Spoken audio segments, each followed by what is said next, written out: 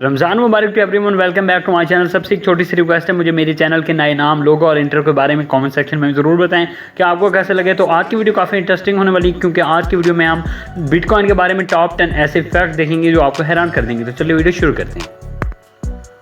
Fact number 1, the mysterious creator. जैसे कि आपको पता है कि अगर मार्केट में कोई चीज़ नहीं आती है तो उसके क्रिएटर और फाउंडर के बारे में हमें मालूम होता है कि भाईजान वो कौन है।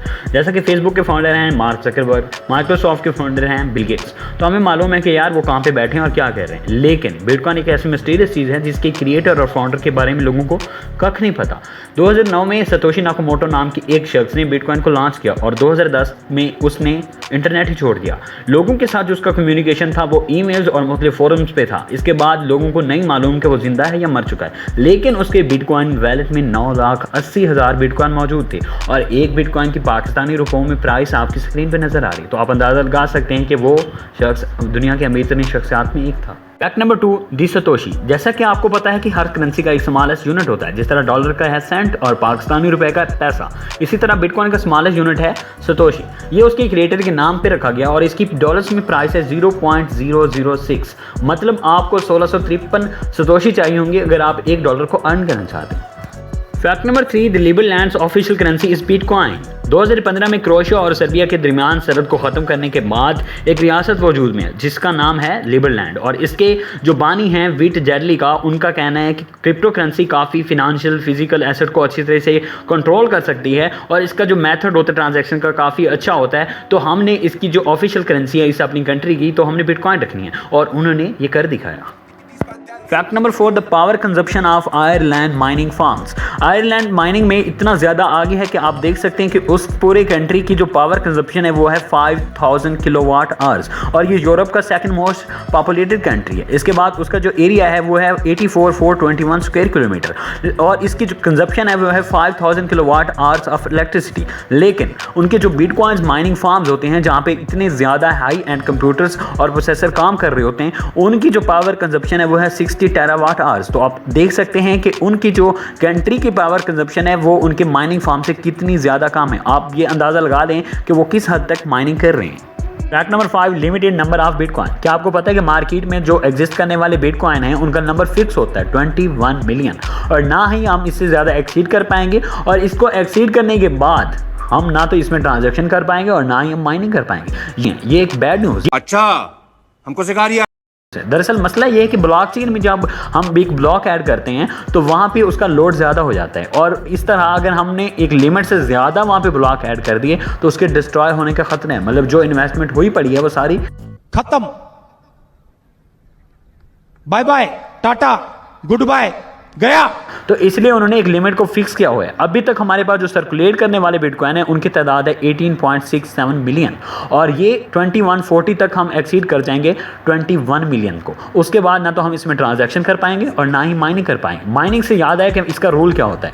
जब एक ब्लॉकचेन में ऐड होता है तो वो हमें 12.5 बिटकॉइन मिलती हैं, और इसी तरह अगले 4 सालों में ये माइनिंग की जो प्राइस होती है, ये रिवार्ड होता है, वो आधा हो जाता है और हमें मिलते हैं 6.25। इसी तरह जैसे ही हम इस लिमिट के नज़दीक आते जाते हैं तो हमारी जो माइनिंग के रिवार्ड हैं उनकी वैल्यू कम होती जाती है। Fact number 6, bitcoin ban. अभी भी कुछ कंट्रीज ऐसी हैं जिन्होंने बिटकॉइन को एक इलीगल और इस तरह की अनोखी शहर समझ के बैन किया हुआ है। मतलब उनमें पाकिस्तान भी शामिल है। मैं आपको एक मैप दिखाता हूं जिसमें कुछ कंट्रीज ऐसे हैं जैसा कि अमेरिका और कनाडा, उन्होंने फौरी तौर पे बिटकॉइन को एक्सेप्ट कर लिया था।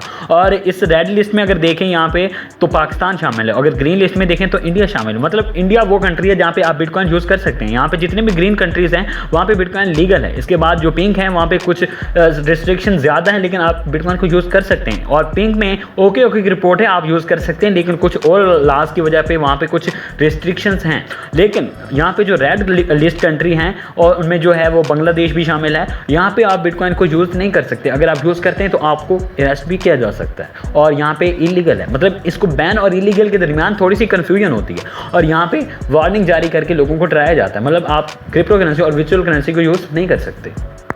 Fact number 7, faster than super computers. क्या आपको पता है कि बिटकॉइन का जो नेटवर्क है ये सुपर कंप्यूटर से काफ़ी तेज़ काम करता है। सुपर कंप्यूटर जिसमें द स्मार्ट शामिल है, उनकी जो वर्किंग स्पीड होती है वो है 122.3 पीटाफ्लॉप्स।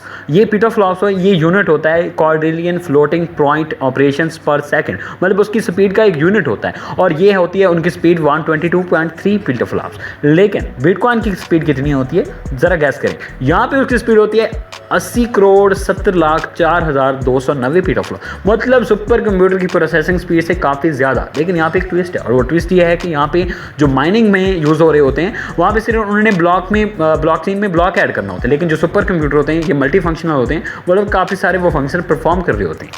Fact number 8, the power of be in bitcoin. क्या आपको पता है कि अगर हम बिटकॉइन में बी को लोअर केस में लिखते हैं तो उसका अलग मतलब होता है, और अगर हम उसी बी को अपर केस में लिखते हैं तो उसका अलग मतलब होता है। अगर हम लोअर केस में लिखते हैं तो उसका मतलब होता है कि यहाँ पे ट्रांजैक्शन और क्रिप्टो करेंसी जो इस्तेमाल हुई है उसके बारे में बात हुई है, और अगर हम उसी बी को अपर केस में लिखते हैं तो उसका मतलब होता है रेफर करता है ये लेजेस को जो उन इंफॉर्मेशन और ट्रांजैक्शंस को स्टोर करता है।